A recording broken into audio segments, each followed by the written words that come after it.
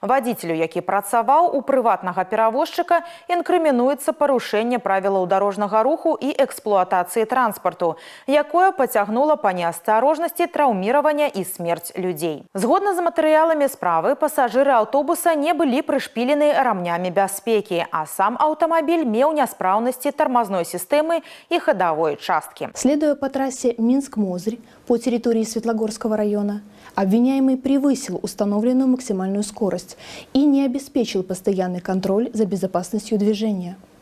Имея объективную возможность заблаговременно наблюдать включенный маячок оранжевого цвета на кабине колесного трактора, который ехал впереди в попутном направлении, он своевременно не снизил скорость вплоть до полной остановки и допустил столкновение с трактором. После чего выехал на полосу встречного движения, где столкнулся с автомобилем Volkswagen. В результате ДТП погибло 6 человек. 4 причинены тяжкие телесные повреждения, 3 менее тяжкие. Еще одному пассажиру тяжкие и менее тяжкие телесные повреждения. Для забеспячэння судовых выплат на маёмасць абвінавачанага і юрыдычнай асобы ў 900 тысяч рублёў накладзены арышт. Пракуроры установілі, што расследаванне прайшло ў поўным аб'ёме, аб'ектыўна і без парушэнняў.